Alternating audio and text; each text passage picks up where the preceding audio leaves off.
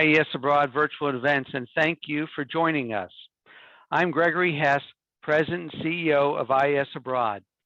Today, we're in conversation with Janet Napolitano, an alumna of the IES London program, and we're here to talk about why young people today should consider a career in public service. Secretary Napolitano is the nation's longest-serving Secretary of Homeland Security.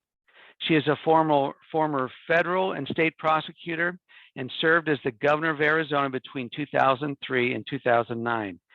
She most recently served as president of the University of California for 7 years. Having stepped down from that role last year, she is now leading the Center for Security and Politics at the Goldman School of Public Policy at UC Berkeley. We are extraordinarily fortunate to have her with us for an hour today. Welcome, Secretary Napolitano, and thank you for being with us. Thanks, Greg. All right. Well, Janet, you have dedicated the majority of your career to public service. What inspired you to make that direction, to take that direction? You know, it's a really good question. And, you know, I think I got inspired in a way by watching the Watergate hearings on television. Okay. You know, they were gavel to gavel. There were giants in the Senate. There were giants in the House. I still remember Barbara Jordan, a representative from Texas, talking about the Constitution. I really got interested in government and politics at that time. And I always knew that I wanted to do work that was meaningful and that would help contribute to making lives better. You know, and part of that is derived from my parents. You know, they never define success as how much money you can make, but how much value you're contributing. And so that combination, you know, parents, Watergate, and then I had some unique opportunities as my career progressed. So it's made it extremely interesting and worthwhile. So, you know, that's just a great lead into, you know, my next question, which was you have had just an extraordinary combination of roles throughout, you know, your professional career. How did one role, you know, fall into the next role? How do these connect to one another? So after I graduated from law school, I went to UVA. I wanted to move back west. I'd been raised in New Mexico and had gone undergrad at Santa Clara University in California. And so I applied for federal judicial clerkships in the Western states. And I got a clerkship with a judge on the U.S. Court of Appeals for the Ninth Circuit, Mary Schroeder, whose chambers were in Phoenix. And at that time, you know, when I was in law school, I'd summer clerked in Albuquerque, my hometown. I'd summer clerked in San Francisco. Phoenix was right in between. So I drove my little Honda Accord 5 on the floor, hatched across the country. Got to Phoenix in August of 1983, about 4 o'clock in the afternoon. And I could see the waves of heat coming up from the valley. And I thought, oh, thank God, my clerkship is only 1 year. Well, I ended up living like 26 years in Arizona. And I didn't know anyone there except a little bit the judge I was going to clerk for. But midway through my clerkship year, I liked Phoenix. I made friends. And so I ended up joining a law firm, and I was in the private sector for 10 years. I was a commercial litigator. But in my free time, I was getting involved in Democratic politics in Arizona.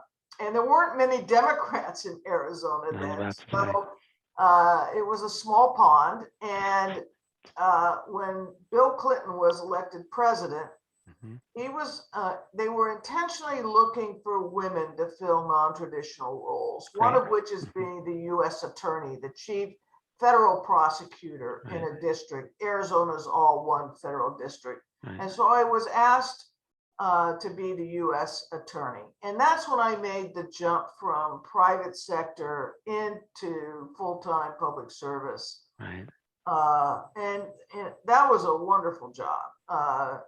It really was. I had great colleagues in the office, great cases. You spend all your time chasing bad guys. It was great.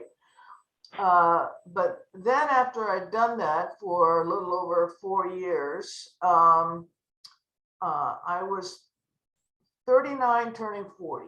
And I'd always had this itch, should I run?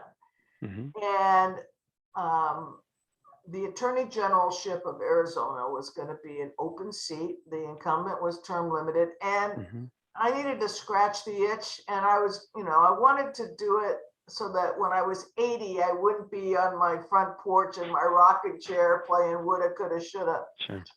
And so I resigned as U.S. attorney and ran for Attorney General of Arizona. Wasn't given much of a chance when I started. But I managed to win that race, did one term, then the governorship of Arizona was an open seat. There's a pattern there.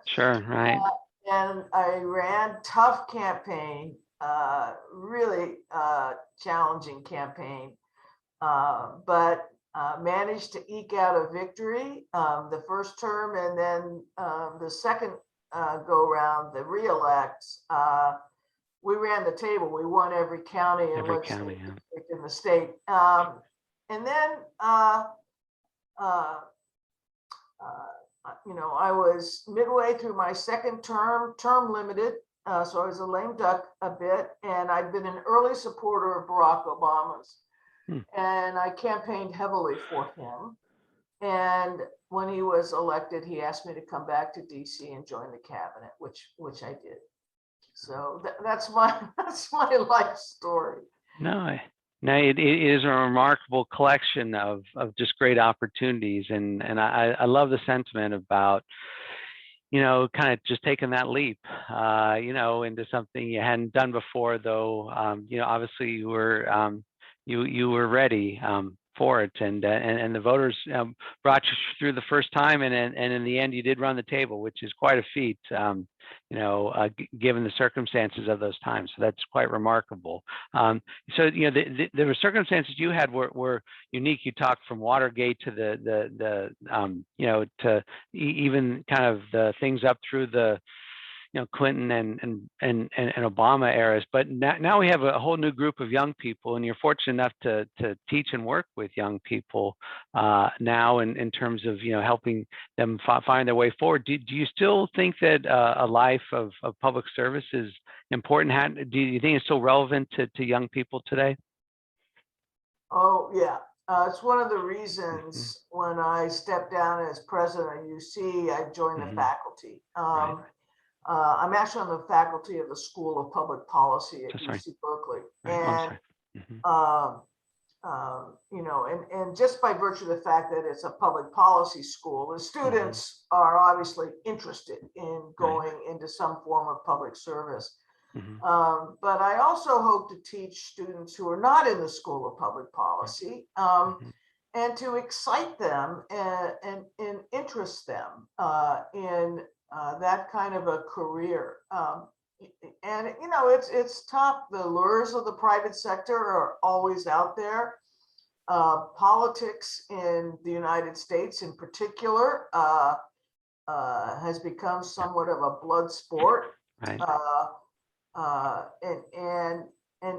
yet, if you want to be in a position where you can really affect scalable change, and really try to improve lots of people's lives. That's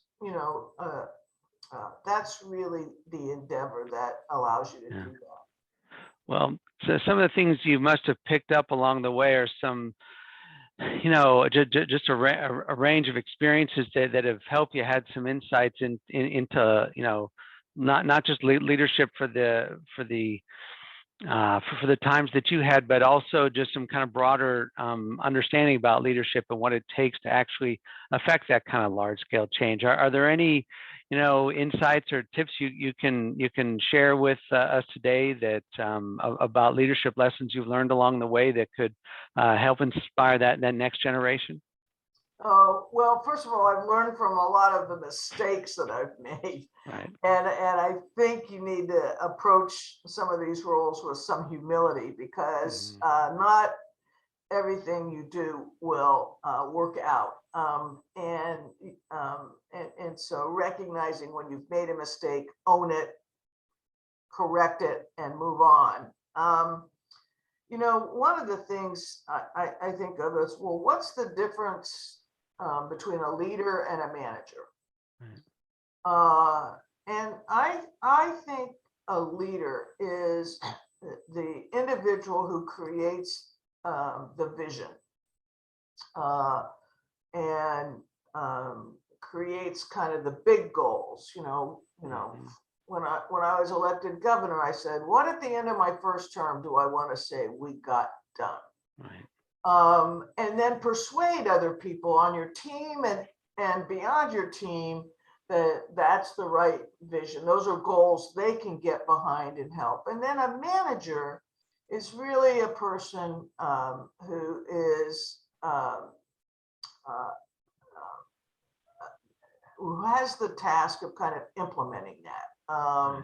And making sure that the trains run on time, making sure the budget is right, making sure that you're hiring the right people, occasionally firing the right people. And that's the manager. And really, I think the most excellent leaders combine the talents of both those levels. You can create the vision, but you also can kind of set the pace for the organization. Wow.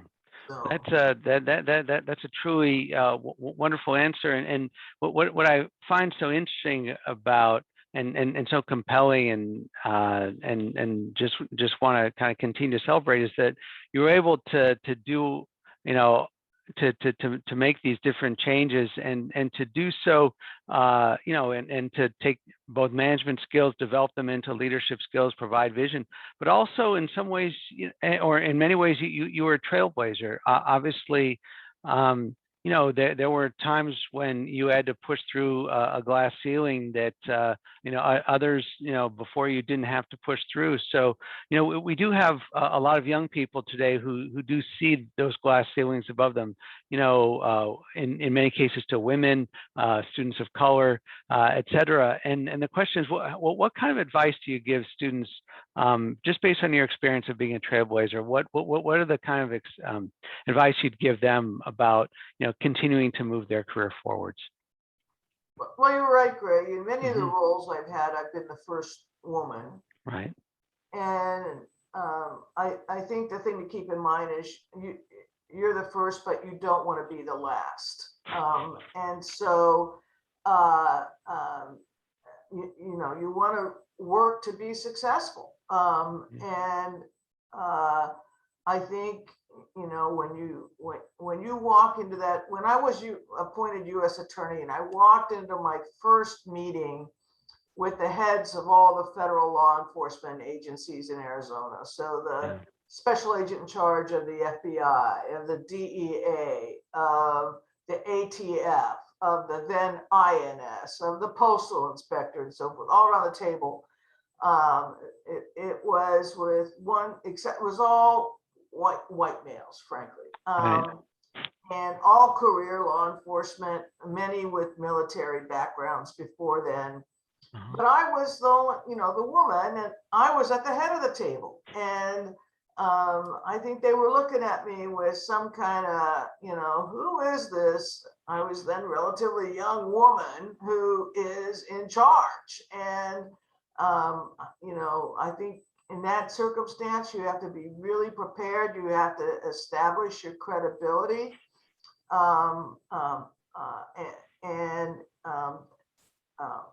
You need to understand in yourself that you have a job to do, and by gosh, you're going to do it. Right. That's a terrific answer. Now I know that as we talked about, just kind of your overall evolution from going to law school all the way to being a system president of the UC system to and all the different facets along the way. You must have had some important people in your life, mentors, influencers, people who help champion you. And can you tell us about some of those, and can you have any advice for students about how to maybe effectively use those kind of mentors or those champions and in their own careers? Yeah, I think mentorship has been critical for me, and in turn, I'm trying to pay it back and mentor some other young people. But I had two that I would identify. One was the judge I clerked for, Mary Schroeder, who remains to this day a great friend. We talk often on the phone, but she was a leading federal appellate judge in a world where there weren't many female female appellate judges, and she was just a great role model and supporter and friend. And when I decided to remain in Phoenix, she introduced me to my next mentor, a man named John Frank, who was the senior partner at a law firm called Lewis and Roca, and he was an extraordinary individual. He had clerked for Hugo Black on the Supreme Court. He'd worked for Harold Ickes. He taught at the Yale Law School, and then he had terrible asthma, which is what caused him to move to Arizona for the dry climate, right? So anyway, he was the chief appellate attorney at Lewis and Roca, and she made sure that I was introduced to him, that he got to know me, and when I joined the firm, I was assigned to work for him as his associate, and that became a great mentorship. One of the reasons why was because in his spare time, he was the general counsel for the Arizona Democratic Party. And when he knew I was interested in politics, he made sure I was getting introduced around and going to events and all those kinds of things that then, as I said, paid off when Bill Clinton was elected. Right. Well, that's a great story about work, the people you've worked with and how they've been able to help steer your life forward and to provide those opportunities and those introductions. So that's wonderful. Well, one of the things that we all share in common, certainly on this, I know we call it Zoomcast, this opportunity is the kind of commitment to study abroad. And I know that study abroad, I'm guessing, had a big impact on your life. I'm happy to hear how that played out for you. Maybe just share some experiences and maybe just give just a broad understanding of how it made a difference in your life and your career. Oh, I had an extraordinary time in the IES London program with LSE. I was there in the spring of 1978 while I was an undergraduate at Santa Clara University. First of all, it was a very extraordinary living arrangement. We lived in a German YMCA. We had the whole floor. Wow. And, we'd all be out at night or what have you. And then late at night when we were all back, we'd hang out in the hallway together, just talking. enjoyed our classes enormously. We had wonderful faculty, but we also enjoyed London life, and then many of us traveled to other places, both during the semester and then in the following summer. Right. It was an extraordinary time. Oh, well, in fact, one of the things I was thinking about was just the politics of London, the politics of the United Kingdom during that time period. The time you were there, September of, spring of '78, then followed into a little bit later the beginning of the winter of discontent, which ultimately, led to Mrs. Thatcher just a little bit, just in the following year, and all those things during that time. I mentioned to you earlier, just as we were getting acquainted, that I studied the LSE a couple of years later when she was up for re-elections against Michael Foot, which was a different time, but still kind of theme. What kind the politics of and not just kind of contrasting maybe your understanding of domestic politics when you were young, and then moving to a place like England where the domestic politics were so spicy, for lack of a better term. And the politics at LSE, I mean. For years, I kept a sweatshirt I bought. It was LSE, and it had Groucho. It had the heads of Groucho, Harpo, Zeppo, and Karl Marx on it. That's right. Very good. Very good. And the LSE student body comes from all over the world, and right. Although our classes were primarily with other US IES students, we still interacted somewhat with the other students at LSE, and and London is such an interesting city. It's such a global city in so many ways, and it has such an immense and rich history, all of which we were introduced to as students there. Yeah, well, I do recall even places like Speaker's Corner, which was kind of a fantastic free Everybody speech. had to go there, Yeah, just as a free speech statement for everyone. Yeah, the politics there were quite sharp and fairly dramatic, and it made a big difference ultimately around the world in terms of change in politics. And well, there was.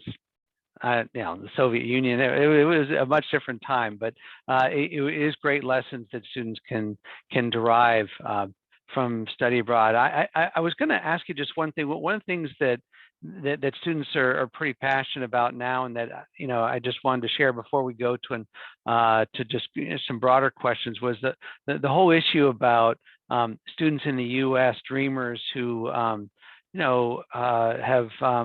have been in the U.S. for a long time, but have faced a lot of hurdles, a lot of burdens based on the fact that they were brought here at a particular time in their life, that just creates enormous challenges for them not only be able to stay here but continue to thrive here. And you've made you made commitments, and you've been outspoken in these topics. Is there anything about dreamers now that your thinking has evolved on, or anything you'd like to share with us about your views on dreamers?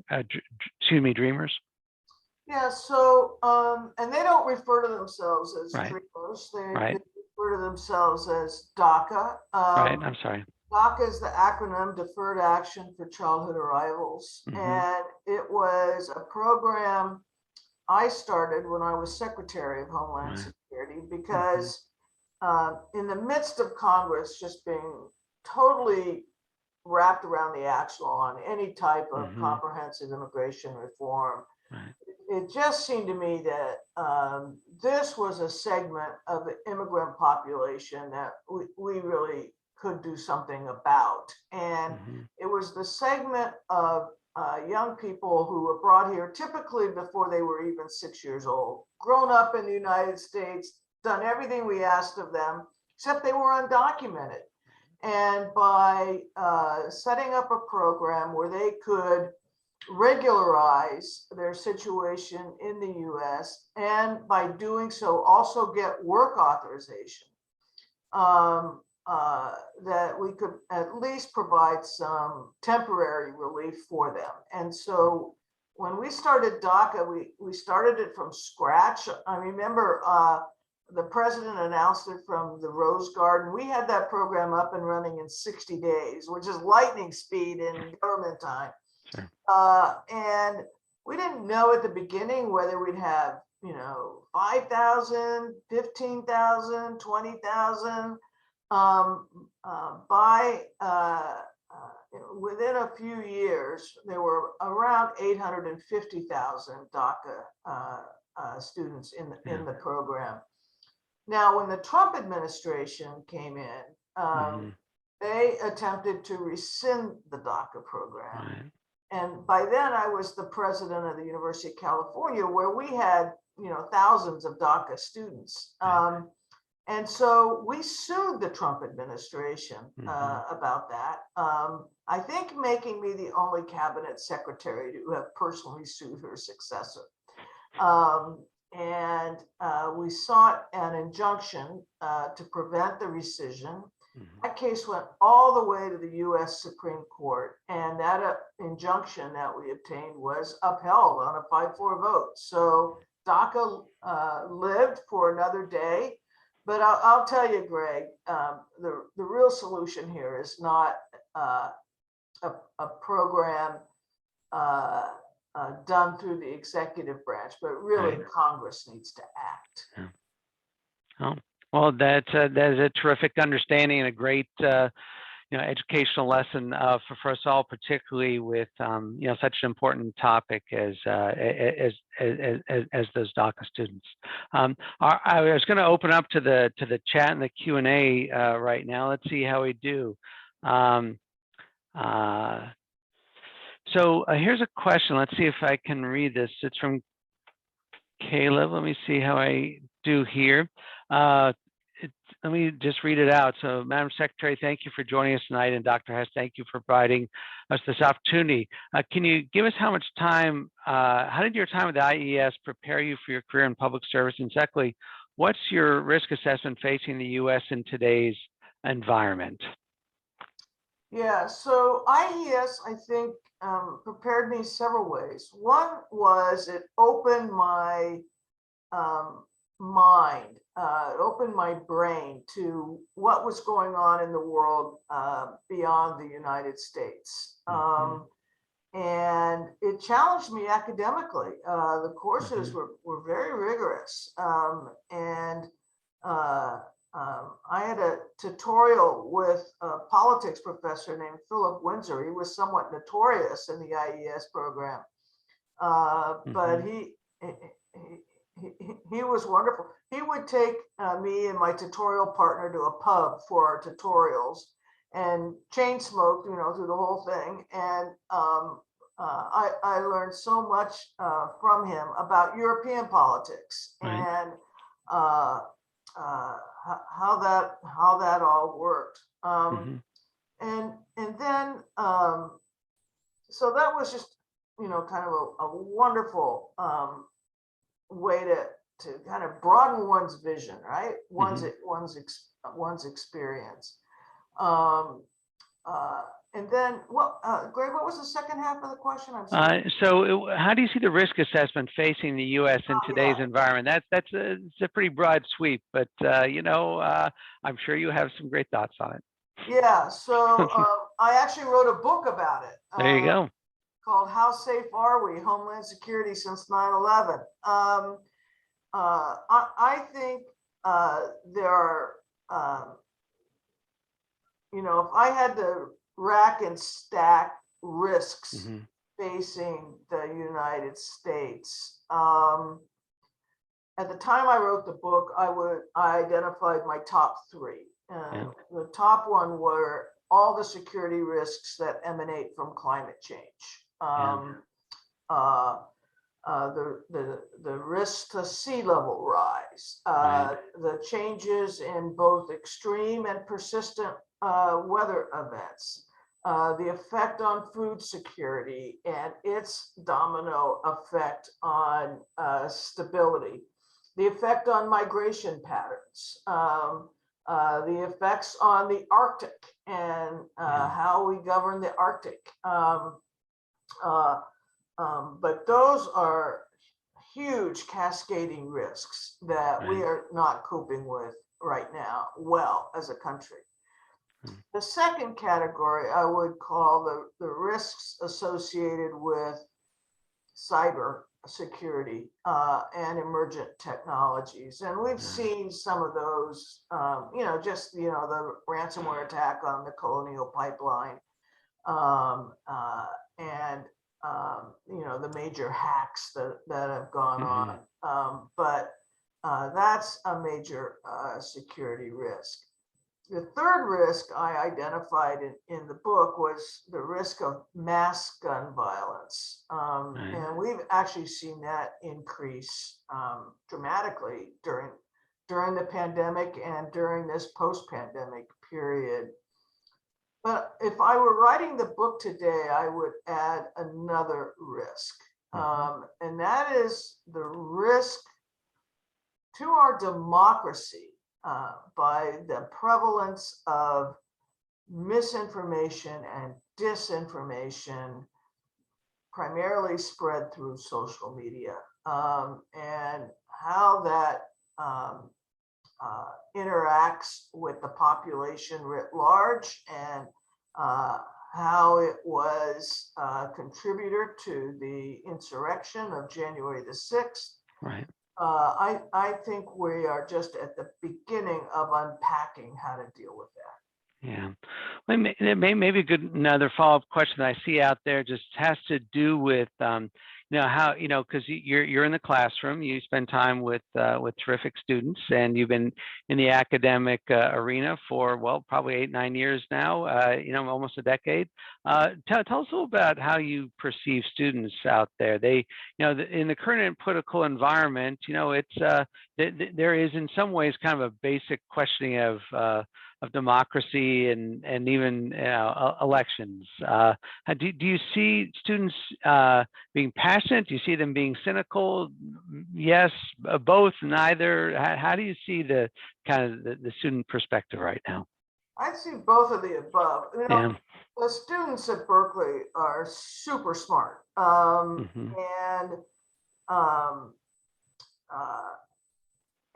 what's one thing I've detected, and I don't mean to stereotype too broadly, but okay, I will, is a cynicism about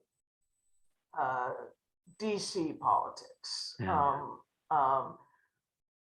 but great interest in changing the world and dealing with climate change and dealing with international conflict and dealing with global poverty. And so many of them are interested not necessarily in going into government as public service, but going into the nonprofit sector. And putting their efforts there, and I think that's great too. Yeah, you mentioned something earlier, and this is based on one of the questions above about values, and that your parents really instilled in you in values. And obviously, going to Santa Clara, you went to an institution, a great university that has a real values-based, narrative and context. Is there a moment in your career where those kind of values were put to the test, or some way that those values revealed themselves to you that maybe just gave you an aha moment?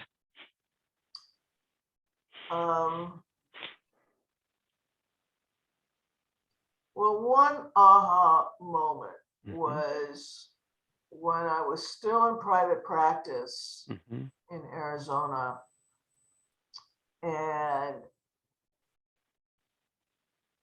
John Frank and I were asked to go to Washington, D.C. to help represent Anita Hill in the Clarence Thomas hearing.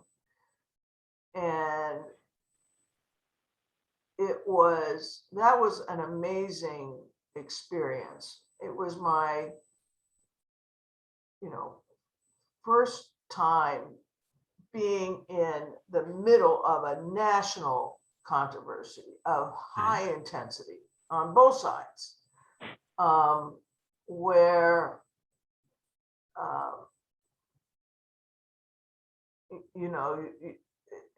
it was a moment where I thought,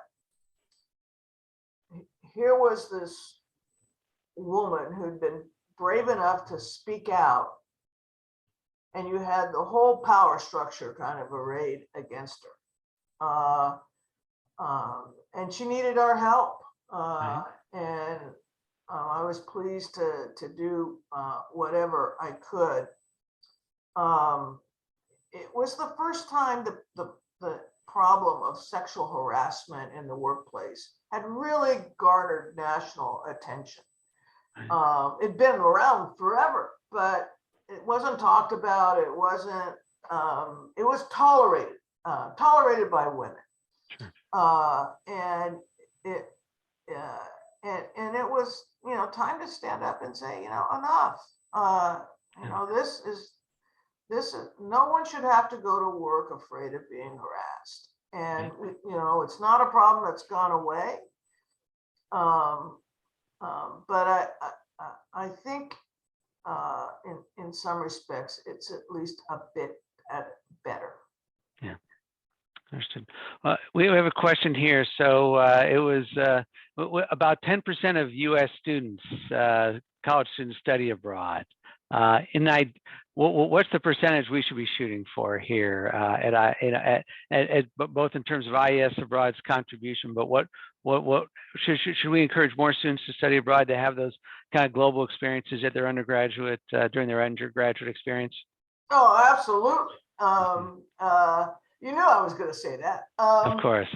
In a dream world, you'd say 100% should have that experience. But I think what we need to work for is encouraging students to study abroad and helping them with the financial cost of doing that, so that it's a widely available opportunity. Okay, we got a question here. It's about. I'll go with it. It's about. It's from an alum who's a graduate student in Arizona, ASU, studying environmental engineering, and he's really interested if you have any thoughts about environmental initiatives in Arizona, not only ones that you contributed to during your time as service in Arizona, but even ones that are going on now or should be going on now. Well, there's a lot to say there. I think that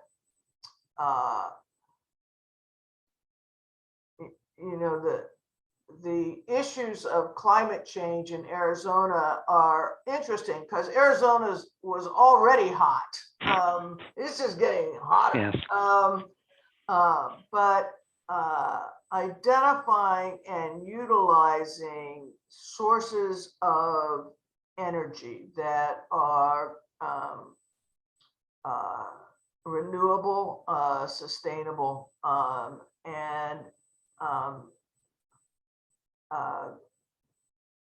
greatly accessible. I think that every community in Arizona ought to have a climate plan. What it will do to mitigate climate change. It can be something like, I think in the city of Phoenix, which after all is the 5th largest city in the United States, to have a very aggressive plan on planting trees. But every community ought to have one. And then the necessary follow-up needs to be done to make sure those are implemented. Yeah. Well, as we know, in the newspapers today, stories about the West, are everywhere in terms of the issues in the environment. Maybe just switching gears here for a second. One of the questions that somebody asked was, what is the what's the proudest moment in your amazing career? Somebody wants to know what is the proudest moment you had in your professional career? Oh, A tough one. I'll tell you one. So during my first year as governor, we had 2 of the guards in our maximum security prison taken hostage. And they were taken into a tower that was built into the middle of the rec yard, the recreation yard. And it was built to be impervious, so that if there were a riot, guards could retreat there and the prisoners couldn't get in. Well, it turns out it was, and it was also the site of the prison armory and the prison pharmacy. And the hostage takers were 2 men who were both serving life terms. And one of the guards taken was a man, one was a woman. And this hostage situation went on for 2 weeks. And the first week, and we put the prison on lockdown. We had snipers around the rooftop. And, and the 2 hostage takers were smart enough not to both go on the roof at the same time. And when one of them went on the roof to take a smoke or whatever, the other one would be down with a gun to the head of a guard. So it made kind of negotiating with these guys imperative. And they were lifers, and there wasn't a lot we could negotiate with. I mean, of course, they wanted a plane and millions of dollars to go to South America. Well, we weren't going to do that. But anyway, so it was really intense. After the first week, they let the male guard go. He'd been injured during the takeoff, and they let him out, and they kept the young woman guard. And I won't tell you all that went into it, but ultimately, I was on a Super Bowl Sunday. I remember this so well. And, the talk radio had been going nuts, saying, storm the tower.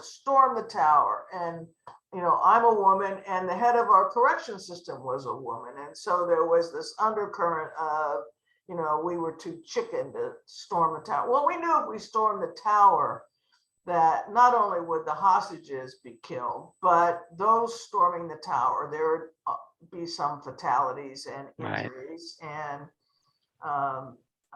there were no way to do it without loss of life.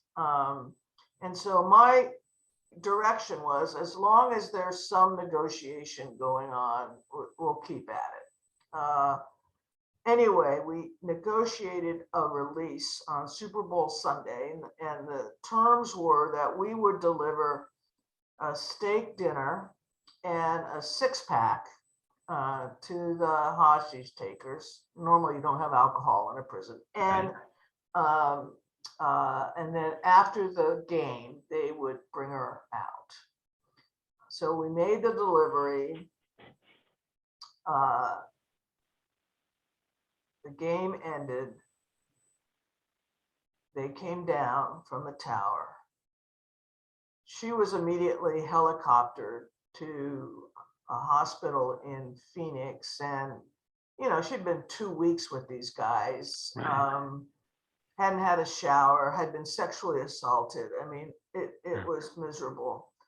But I remember going to the rooftop of the hospital to meet the helicopter when it landed.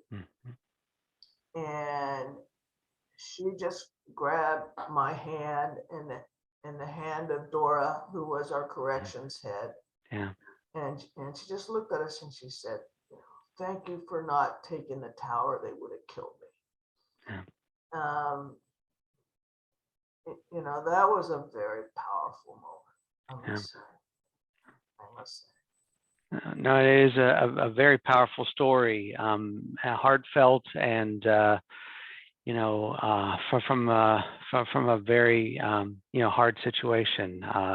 But it does reflect your values that you talked about, and the connections that those deep-seated connections you have from the from the life that you led in growing up and throughout your career. But very definitely a powerful story. I was going to ask you, somebody asked a question here about skills that students have. Now, you've been able to work and to be surrounded by people junior to you in all sorts of pieces in your life. Is there a skill that you see that that you'd recommend young people get today that maybe they don't have, or maybe the recommendation of a skill that you've always encouraged young people to get as they proceed up their career paths? Well, I think an important skill to have is the ability to analyze an issue and to write clearly, precisely, and succinctly about your analysis and communicate about it. I think part of my background, particularly as a lawyer, but the ability to analyze and write clearly, I think always serves one well. Yeah.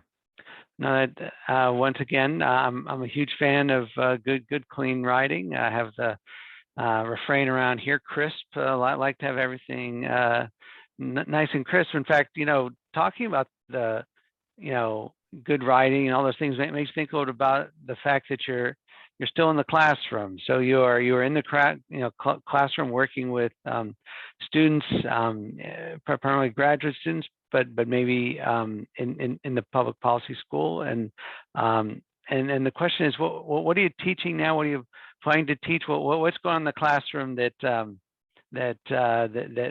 has you continue to be inspired as an academic? Well, I'm actually on my pathway to the actual classroom. I stepped down as president last August, and this has been my sabbatical year. Oh, you picked a good year during pandemic. That's an interesting one, but please go on. Yeah. So how are you getting ready for the classroom? How are you getting ready for the classroom? So I'm getting ready. I'm going to be teaching a course in the fall for upper division and master's degree students. It's a survey on current problems in security policy, and we've got it's a great syllabus. We've got some great guest speakers, and we're going to end it with an all-day crisis simulation. Oh. Wow. Yeah, so it'll be good. That'll be good. And no, that's I'm sure you'll have plenty to pick from, unfortunately, for your all-day crisis. No, that sounds a lot like a wonderful thing. Any other classes you're considering developing downstream, or is this going to be kind of your signature course? Well, that'll be a signature course. Another one that I'm constructing the syllabus for now is on the security implications of climate change, which is a new course, and there aren't many examples about that in higher ed yet. I'm sure there will be more as time goes on, but I hope to not only teach that course, but maybe do some writing about that issue. Oh, that's wonderful. Let's see. I had a question. I think this one might be too timely. I'm not sure. I'll read you the question. Any thoughts on today's news about Rudy Giuliani and his suspension? Anything you want to share with us today? That was one of the Q&As that I got. Any thoughts there? Rudy Giuliani. Look, after the attack of 9/11. He was magnificent. He was America's mayor. I mean, he was everything you would want a public leader to be. Right. And what has happened to him since then is an unanswerable question. And I must say, based on what I know about the challenges to the election and the litigation and the things he did in court and said in court, I'm not surprised that his license was suspended. These are definitely unusual times. I agree with you. He was like you, a prosecutor, federal prosecutor, and with a very distinguished career, and and yet time moves on. And is there anything else you'd like to share with the IES community at this point? Otherwise, we'll just do a nice sign off. Is there anything else you'd like to share about your time at IES, or any kind of personal reflections of how much it meant to you, just in a personal way, or maybe things that teleport you back to that time? Anything else you'd like to share? Yeah, so first of all, I want to thank everybody who watched, all the IES alums. I know all of you, each of you have your own stories and memories of your time at IES, and I can only hope that you had as great a time as I did. In fact, our group from 1978 in London has actually had a couple of reunions and has stayed in touch. So it was the beginning of lifelong relationships, which was terrific. And I just wish IES well. I wish all of you the best. And like I said, I'm always grateful for the time I had. All right.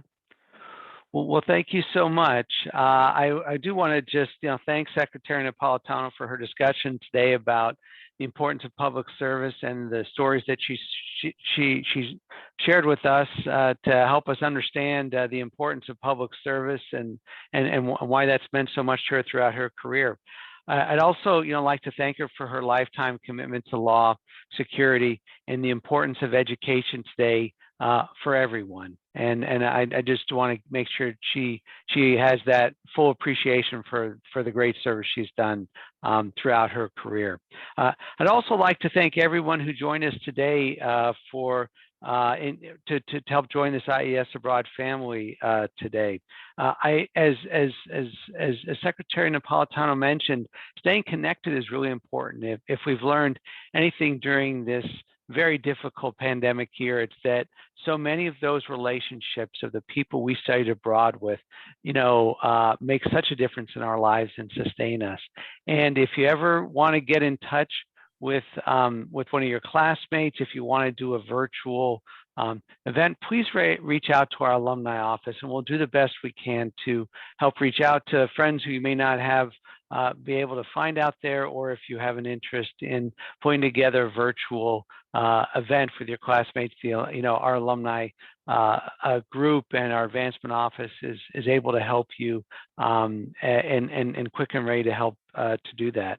I'll also just say that study abroad makes a big difference in students' lives, and the alumni that are out there are just the shining stars that just continue to make that point day in, day out. Things at IES are going well. They're going to continue to go well. We look forward to staying connected, and thanks so much for joining us today for this wonderful event. Thank you very much.